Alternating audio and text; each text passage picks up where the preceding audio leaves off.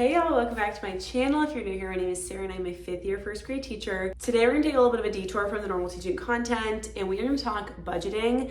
This is something that I have been very open about since I started my social media platforms. I am a huge budgeter. I honestly started doing it when I was in college in 2016, my first year, because it was the first year I had a job and I had to learn how to, save my money and how to spend it.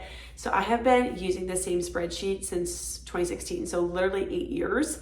I've adapted it and changed it over time, and I did post a video on how I budget a couple years back when I was newer to social media, but some things have changed. For example, I now budget for 2 people because I got married, and now social media is a little bit more integrated into how I budget. So we're gonna be talking about all things budgeting today. And truthfully, the only reason I share this is because budgeting has changed my life.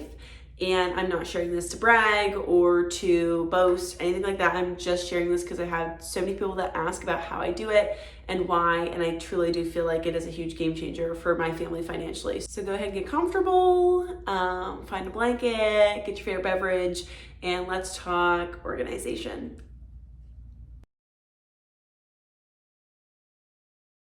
So first and foremost, I use Google Spreadsheet for the template, and I've used the same template, literally the same exact spreadsheet since 2016. So if I showed you, y'all would see so many tabs because I put a tab for every single month down below, and I use a tab to track my tax write-offs. I use a spreadsheet tab to track our gross income and spendings and all that for the year. And then I also keep track of all of our monthly spendings in terms of like fixed things like our mortgage, our utilities. So I have a lot of different tabs, all that to say. The one that I'm gonna be showing y'all is a blank template, and it is in my teacher drive. So if you're new here, I have a Google folder that I sell. It's got 300 things in it, all of which are mostly teacher related, but this is the only thing in there that's not really teacher related, and I've had so many people ask, so it's in its own folder in the Google Drive. More information about that in the caption. I don't wanna talk your ear off about the teacher drive, but that's where I'm pulling this blank template from. So if you have my teacher drive, you have access to this. If you don't, DM me or email me and I can get you the template if you don't wanna pay for the whole drive if you're not a teacher. Most of the time I am doing all the work in the one that is labeled the month and then the year. However, I just want to show y'all what I was talking about a couple minutes ago when I said that I have a bunch of different tabs. I keep an adjusted gross income tab. So like I said, I started this in 2016. I've kept track of how much I made, how much I spent, how much I saved since 2016. So I have a tab with information filled out all the way up to 2023 now. This is old, obviously. But I highly recommend doing this. It's really encouraging to see the growth of like, okay, how much did I used to make? How much am I making now? Am I saving more than I'm used to save? And am I spending around the same amount? It's just really good information. So I like having this tab. I also keep track of all of my tax deductible items, mostly because I am a social media influencer content creator. So I keep track of the date that I purchased that, what it was, how much it cost. Also, since I created this, I also have a new tab about where I spent that. So was it on my debit card? Was it on my credit card? Just so I can keep track if I do need to go back and find proof of the purchase, I know where to find it, and then I have the date of when I bought it. And then over here, it'll just automatically total for me how much I have in write-offs. If you're not somebody that does social media and you have, or self-employed income tax that you have to claim, I wouldn't worry about this part. This is just if you are a content creator or somebody else that has a business. I highly recommend having a spreadsheet where you keep track of all your things. It's so much easier to have it and add to it throughout the year than to go ahead and do it all like in April when your taxes are due. Okay, this is the other tab I was talking about. Again, I don't really touch this one too often, but I like to keep track of all of our things that we have that are fixed expenses, things that we have to pay every single month regardless. So I have an idea of how much we are spending minimum a month. So like, for example, I don't have this anymore. Our master's insurance was part of my condo fee. Our mortgage, $2,600. Auto insurance, I forget, let's just say $1,500. That's for the year. So if I already paid it off for the year, I might say paid in full. So I don't have to worry about that being one of our monthly expenses. Planet Fitness, $23. My phone, $75. Spotify. I've recently changed this to just include all my subscriptions because it was just too annoying to keep track of them individually. So this is, like I said, an old template. I've updated things since then, but basically I just keep track of all our subscriptions, whether that's streaming services, whether that's Audible, whether that's Spotify, Peacock, like anything that we have to pay for monthly, I put it in there. I could even add Planet Fitness into there because that's technically a monthly subscription as well. Let's say that's $250. Bobby's phone, that's a typo. I think he pays $30 a month. His truck, we paid in full, woo! So that's no longer a monthly expense. And then his insurance, like I said, we now have combined insurance. I made this before we were having a joint bank account. So this one is also paid in full. So I know now that minimum I'm spending around $3,000 a month. This is, again, some of these numbers are real. Some of them are kind of just made up for the purpose of the video. But I like to see like how much minimum we're gonna be spending a month. And then down here are our utilities. I like to keep track of utilities throughout the year. Obviously in each tab of the month, I could go back and I could do Control F and find utilities, and I could do it up like that. But I like to keep track of how much it is throughout the year. As a content creator, some of these things I can write off, like I can write off my internet. So it's good to have that number ready for your tax purposes as well. The ones that are highlighted in yellow are the different quarters. So I used to pay my sewer bill quarterly and my trash quarterly. So I liked to highlight those so that I would remember, okay, like I'm paying those bills this month. Now I actually pay my water sewer biannually, so that's different, and then trash is still quarterly. So anyway, at the end of every month, I would just type in how much I spent on each of these, and I would kind of keep the totals at the bottom of each to kind of see the progression of how much I'm spending a month on utilities.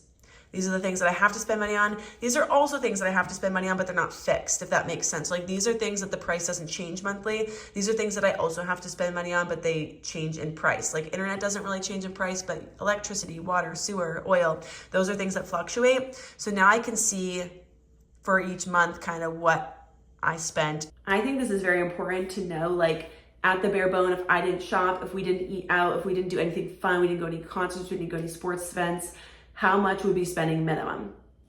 Whatever that number is gonna be different for everybody, but I feel like it is very wise to know what that number is so that if you have a tough month where you took an unpaid vacation or you had a really expensive thing you need to do, like a wedding or a trip, knowing, hey, how can we still live within our means and make sure that we are still having enough money set aside for the things that we have to pay for regardless.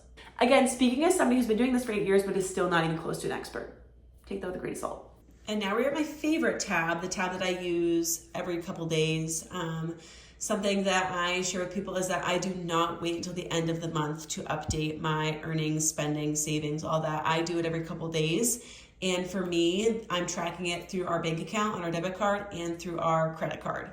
And I will share a little bit about how I manage checking both of those. So over here in the top left corner, we have earnings.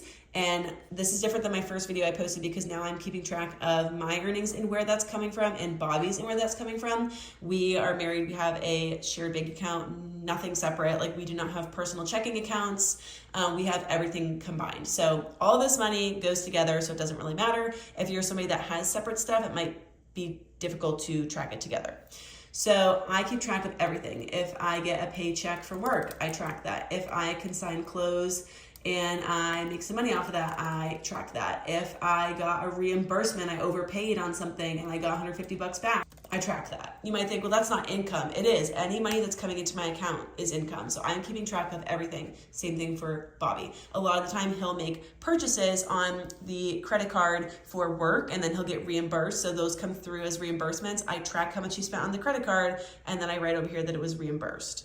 I think a lot of people shy away from keeping track of their spendings and earnings and savings because it's a lot of work. You might hear me say that and think, wouldn't it be easier to just not document what he spent on the credit card and then also not put in the reimbursement? Yeah, probably, but then I'd be doing math of like, okay, he spent 75 and take this much out of his paycheck that came in. It just doesn't make sense for me to do it like that. So this is what works best for me and my family. As the sole budgeter, like Bobby doesn't really do a lot with this. It's mostly me.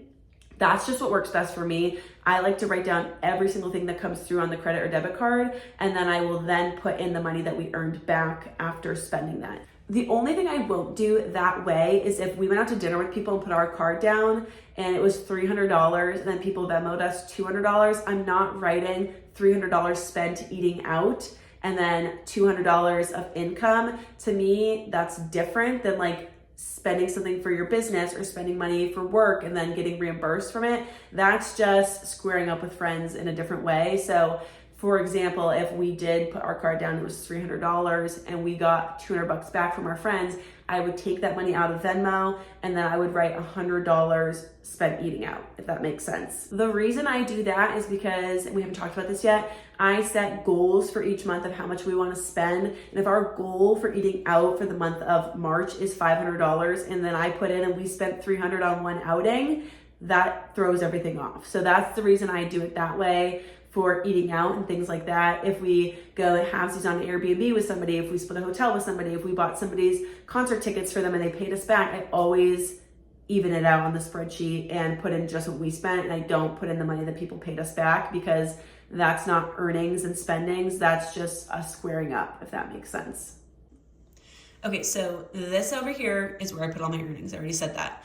At the beginning of each month, I try and make a goal for how much I expect us to earn, how much I'd like us to spend, and then therefore how much we would save. What I love about spreadsheets is that you can have these automatic generations going where you can have it automatically generate based off of an equation. So like if I put in earnings is 10,000 and I only want to spend 5 of it, automatically it's going to say that I've earned 5, and I'll show you that. In case you didn't have this class, I went to private school, so maybe they didn't do this for people. I had a computer class and they taught us how to use spreadsheets. So if I put in that I want to earn 10,000 and spend 5,000, then it automatically generates for me that I want to save 5,000. And if you need to learn how to do this, how to make these equations, that's a whole other video. So you're just going to have to wait on that. You might be sitting in your blanket right now asking, Sarah, how do you possibly predict how much you're going to earn, spend, and save? It's a couple things. One, I look at trends. So I look at how much we spent, saved, and earned this time last year.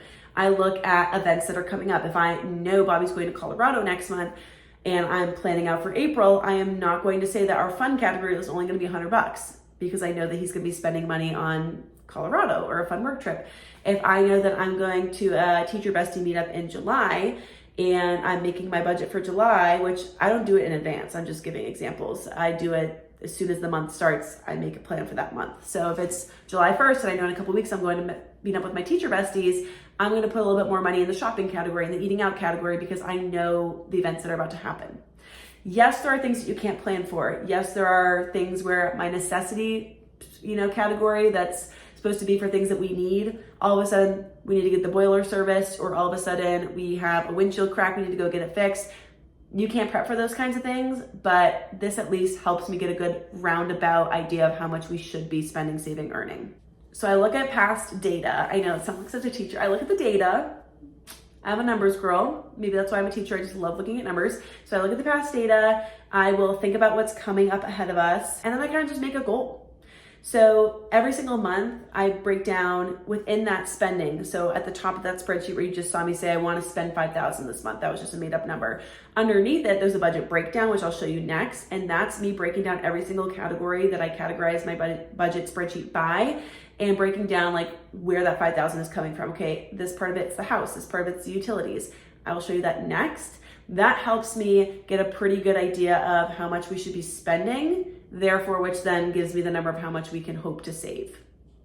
And the earnings piece of it is pretty straightforward too. As somebody who does content creation, I have a pretty good sense of when I'm going to be paid out for brand deals and things like that. So if I did a brand deal last month, I'm most likely getting paid for it next month, so I can put that in. I'll typically whip out my calculator at the beginning of a month and say, all right, I'm getting 2 paychecks, Bobby's getting 2 paychecks, he's getting his commission, I'm getting my TPT buyout, I'm getting my Amazon buyout, I'm getting my brand deal for this, and I just total it up and I say, okay, that should be around this amount of money.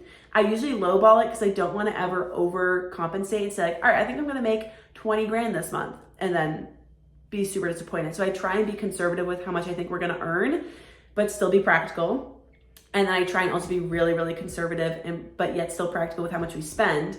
I don't ever put the minimum. Like if I put everything into the budget breakdown and it says we're going to spend around $6,000, I might put in $6,500 because I know things are going to happen. It happens every single month. In the last 8 years, I've never said I'm going to spend this amount of money and I was drastically less. It just doesn't happen. Life's not that fair. And then the savings is calculated by the earnings minus the spendings. Okay, let me show you the budget breakdown next. Hopefully this is all making sense. I haven't filmed one of these videos in a long time, but this is just how my brain's working. Okay, this is what I'm talking about right here, the budget breakdown. So I don't usually figure out this number until I've done this. So I showed you kind of out of order. Let's say I know my mortgage never changes, my utilities have been about $500, my subscriptions are set in stone.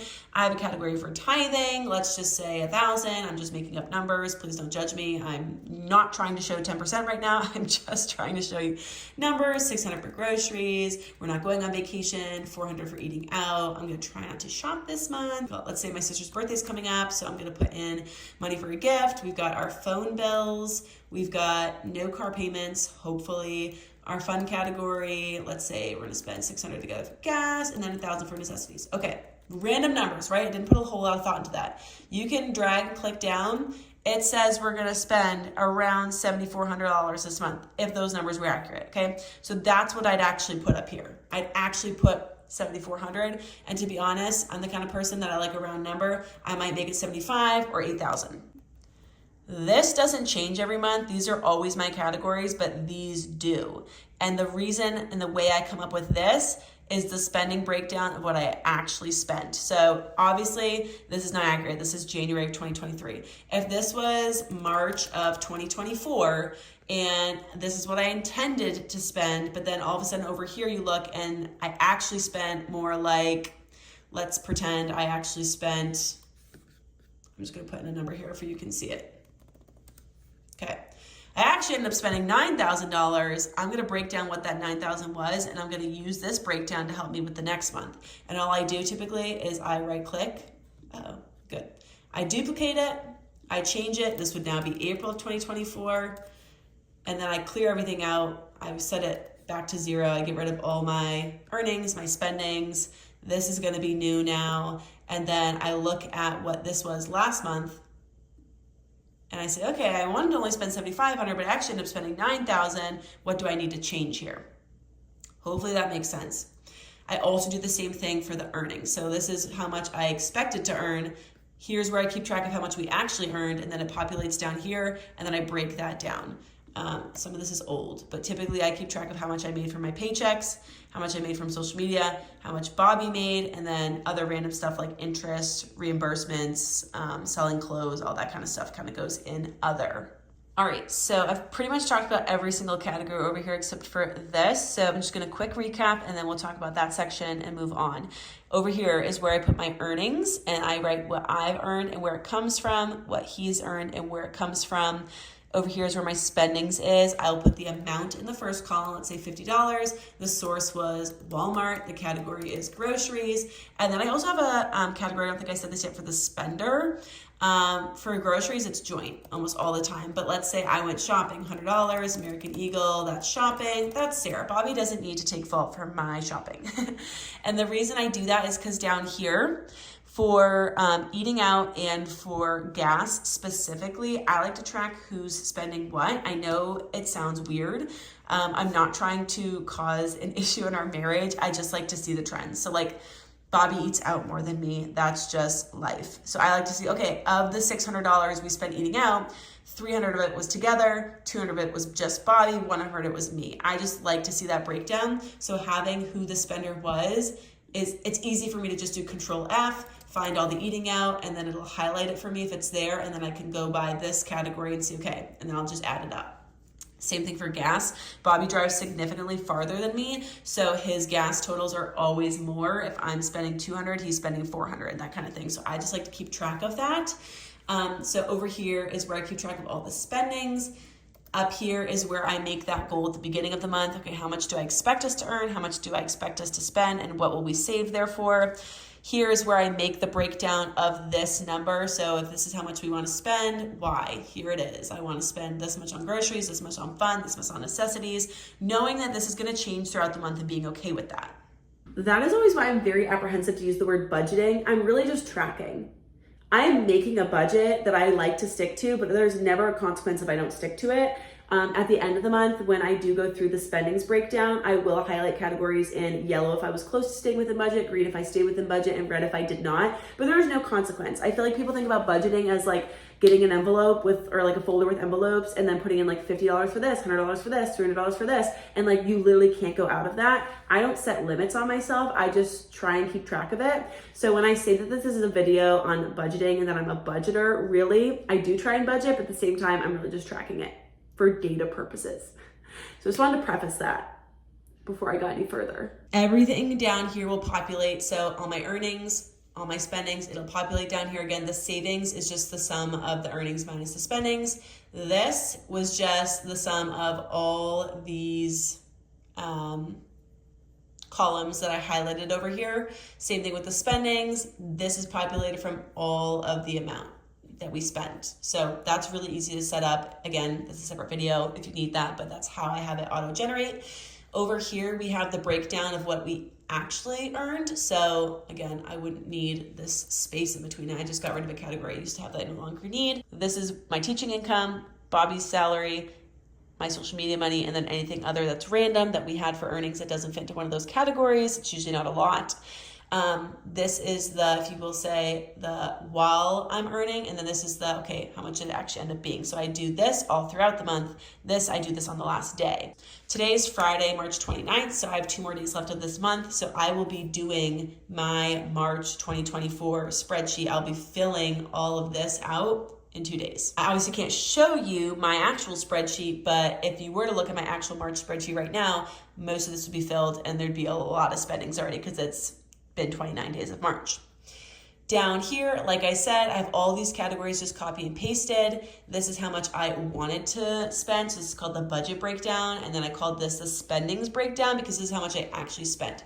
And this is where I will highlight it in red, yellow, or green. So I should have kept these numbers here. I'll just put in a few. Let's say that my house was $2,600 because that's just my mortgage. That gets highlighted in green because I actually stayed within budget. Let's say my utilities ended up being $550. I'm gonna highlight that yellow. And again, this is just my own personal preference. I'm gonna highlight it yellow because I was close, but this tells me for next month when I make the next spreadsheet, okay, maybe I need to adjust this a little bit. Let's say I got rid of a subscription, so it ended up being $180. That would be, again, a green. Tithing is a bad example because if I over tithe, I never put that as red. I think that's a really terrible concept. Like if I spent $1,500 instead of $1,000 on tithing, I would never put that as red because that sounds awful. So let's use a different one as an example. Let's say I only wanted to spend $400 on groceries. I end up spending $550. Ooh, that's a lot more than I was anticipating. Again, no consequence, but that's a red. So that next month I know either to adjust that or just be more wise with my grocery shopping next month. So this is the last thing I do at the end of the month. I break down this and I break down this. I don't really put like a color for the spendings because teaching is pretty much the same every month. So is Bobby's salary pretty much every month. This is the only one that fluctuates, and that's not really my fault if it fluctuates. Like at the end of the day, if Amazon sales are low, if TPT sales are low, I'm not gonna like make that red. I just don't feel like that's like a positive thing to do for my mental health. Whereas this really does motivate me and encourage me to do better next month and to notice the trends and to try and be more prepared for how to spend next month. Last thing I'm going to talk about on the spreadsheet is I like to keep track of where we're at in all of our accounts at the beginning of the month. So let's say we have $5,000 in our checking at the beginning of the month. I want to have that written down so that when I go to the next month and I make a copy, now it's May, let's pretend, May 2024. Okay, at the beginning of April I had $5,000 and I ended up saving $6,000 last month. I should have around $11,000 in my checking. Like, that's why I do this. I like to make sure that there's no money missing, that there's no issues. It's kind of just like a safety check for me to make sure that what I'm putting in and saying I'm earning and spending is actually true and it's translating over into our bank accounts. So like, again, if I have $5,000 in my checking at the beginning of the month and then I save $6,000 in that month, the beginning of next month I should have around 11 grand. Now that's tricky because if you have a house, first day mortgage comes out. So wait a minute, now I only have $8,000, where the other 3 go, oh yeah, my mortgage got taken out. So I just like to keep track of how much I start with in our checking, in our savings, and then in our stock and retirement accounts. That's a little aggressive. I don't know why I do that. I'm just kind of nosy, to be honest. Like, I think as somebody who started building stock and retirement accounts early in life, which people always suggest to do, so I'm not like ashamed of that. I just like to make sure that money's going in. Like I see it coming out of my paycheck, I want to make sure that number's going up in all those accounts. And it's the kind of thing that you forget about if you don't check it. So I make sure at the beginning of every month to check our stock account and our retirement accounts. We have a lot of them because Bobby has his own and I have 2 of my own because I have one from a past school and one from a present school. So I just total all that up and write down how much we have in retirement, how much we have in stock, checkings and savings, and then underneath it populates and tells me how much we have all together. It's kind of just like a way to see, like, as a whole, what are our assets? Like, obviously we're not touching that retirement money, we're not pulling that stock money unless we had a real emergency, and we're not really moving money out of our savings. We're trying to move money from the checking to the savings. And I will say, if I had $11,000 in my checking account, I'd probably move 5 of that over into my savings. So at the beginning of the month, instead of saying I have 11,000 in checking, I'd say I have 6,000 in checking and now I have 5,000 more in savings. That's kind of just what I do at the beginning of every month to make sure that money is going where money's supposed to be. Because if it says I earned $4,000 and there's nothing in my checking account, then I did something wrong or my husband is buying expensive things that I don't know about. Kidding. So I think that pretty much shares everything about this spreadsheet that you can see from the visible eye. I personally just made the setup on my own, like how I have it organized. You do not have to have it organized as me. Like I said, if you go into my teacher drive, which I'll just show you really quick, I have all these folders of teacher educational things, but the first one is the budgeting spreadsheet. I just made a copy of it right now for YouTube, but if you go into this, you will have the same thing as me. If you make a copy of it or download it, you can edit it as you please. I just ask that if you are a part of the teacher drive and you have access to this, do not start adding all of your personal information into the teacher drive. Download it, make a copy, move it out before you do that. And if you don't have access to my teacher drive and you want this, either send me an email or DM me on Instagram and I can get it for you. I think a really big barrier and roadblock for a lot of people, like I said at the beginning of the video, is just time. I think a lot of people don't want to take the time to track every little thing that they spend. I will say I do. I keep track of every little thing. And it's been harder now doing for 2 people. Bobby loves going to the gas station and getting like a little snack. Like when he's filling up his car, like he'll get a bag of Cheetos or a Gatorade, whatever. So like $2, $3 comes in. You might think like whatever, doesn't matter. Well, if your husband does that every week, adds up. So I do keep track of every little thing. The categories I came up with, like house, utilities, tithing, groceries, shopping, those are all me personal. So if those things don't apply to you, you don't need to have that category. You also don't need to separate your spendings and your earnings from your husband's. Like this is just the way I do it. This is the way that my brain works. This is the way that I enjoy to keep track of it. It's what works for our family. So you can take little snippets of this video and take things from it, but you don't have to do exactly what I do. And again, just want to emphasize, like, I do call it budgeting because I do look at how much I spent and then how much I want to spend next month and make adjustments, but I don't set limits on myself. And if I said I only want to spend $500 in fun this month and somebody invites us to a sporting event or out to dinner or at a concert, like I'm not going to say no to that and be like, sorry, Bobby, we already spent our limit. Like I'm not like that. I just think keeping track of your earnings and your spendings is so valuable. It's such good information to have when you're doing things like planning a vacation or wanting to buy a house or wanting to start a family. It's good to have these numbers and say, okay, this is typically how much we earn a month. This is typically how much we earn a year. This is typically how much we spend a month, spend a year. Like I just feel like it's really good information to have. And a lot of people my age and even in general don't do it. And that's okay. It's hard to get into. The only reason it's easy for me is because I've been doing it for 8 years. So I just want to encourage you that it gets easier, that it's time well spent, and you don't have to do it every day. You do not have to go and log into your bank account and your credit cards every single day. What you do have to do is you have to do it, like I'd say at least once a week, because the stress that I feel when I haven't updated it in a long time and then scrolling and trying to figure out where I left off and all of that is really stressful. Another thing I wanted to share is, as somebody who uses a credit card a lot because we're always trying to rack up our points, I have a Chase credit card. I sometimes get confused about where I left off in the spreadsheet. So one tip that I did not share that I do, and I'll show you, is I highlight the spendings that are spent on the credit card in a different color than everything else so that I remember where I left off. I'll show you an example. Okay, so this is March of 2024. This is this month. I scroll down so you can see all of our personal information.